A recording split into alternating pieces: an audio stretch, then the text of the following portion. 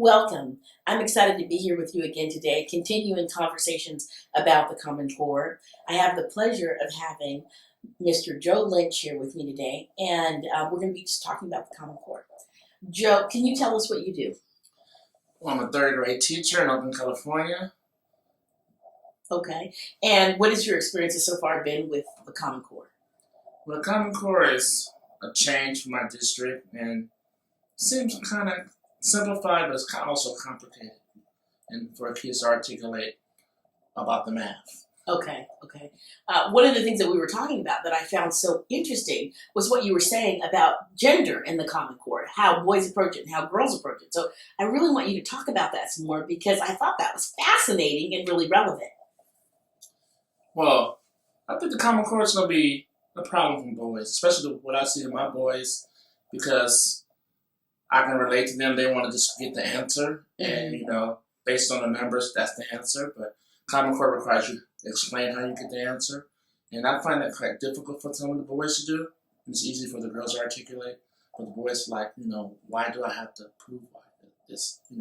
I have the answer, and that should be it. Right, I have the answer. Here it is. Yes. Right. So, what are you doing to help scaffold that for the boys?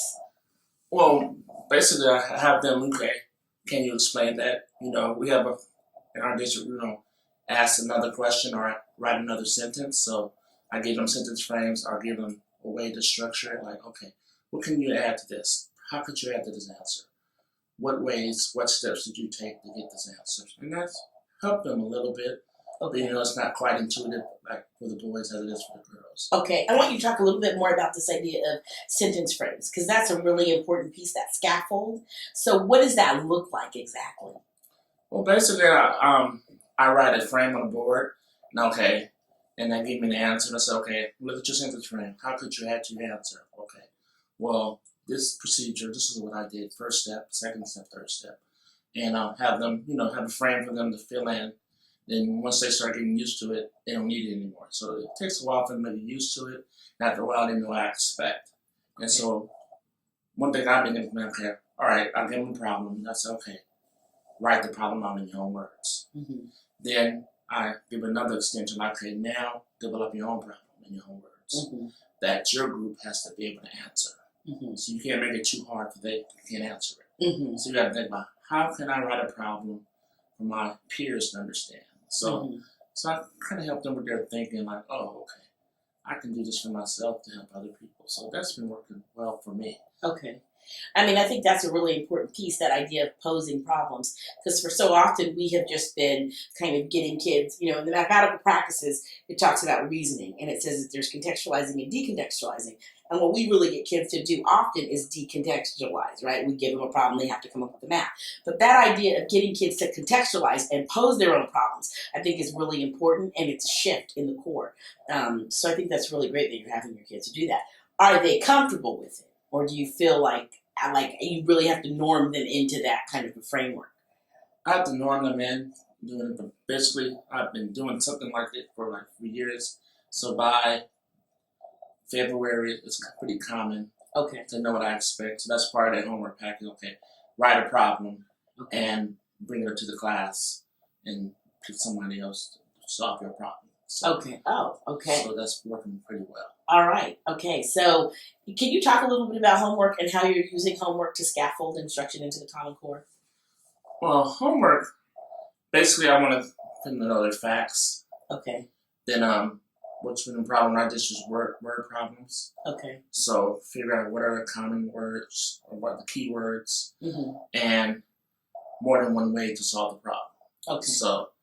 So what basically, I give them problems, then I will go over a couple of problems during the week. Okay. Then by Friday, they should have a concept like, okay, all my homework problems, I should know how to do it the whole class. Okay. Then they will be tested on one of the problems at the end of the week. Okay.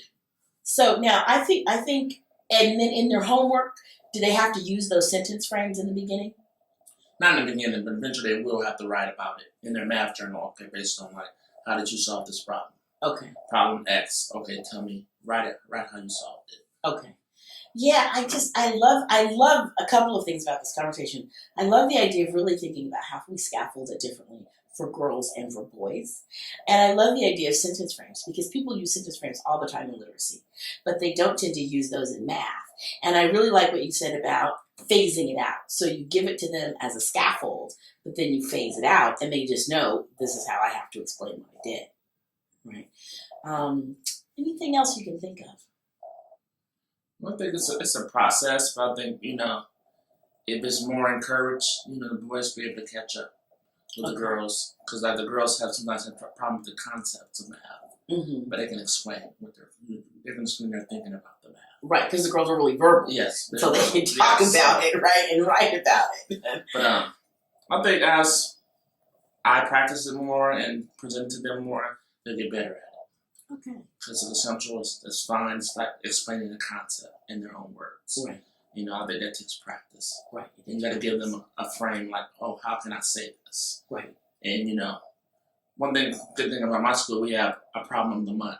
So they encourage their parents to be involved in it, the practice also. So we had a family meeting, family night, and we taught the parents how we expect them to do the math. Okay. Talk about the math, go shopping with your kids, develop a problem about math, and, tell us the steps, how did you solve the problem? So that's been working pretty well. Right. I know California has this big family math piece. And one of the things that I noticed, because, I'm from California too, but I've done a lot of my work on the East Coast, and now I travel in a lot of different places. And I noticed that family math is huge in California. We really think it's important, right? We do things about getting families involved. And I don't see that in other places. And I just think it's a really crucial element. What do you think about that? Do you see that component of family math really making the difference? I think it does for us, because I always, every day I said, well, every day math is in everyday life. So and I tell parents, do something every day and talk about math with your children. Right. Let math become part of your just dialogue every day. Just talking, doesn't matter what language, whatever, Absolutely. You go to the store every day. You go to the laundromat.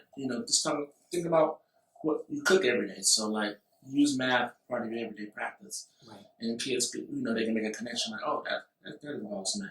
Right. So, that's been working pretty well for me. Okay. Thank you so much for being here with me today. You're welcome. Okay. Bye.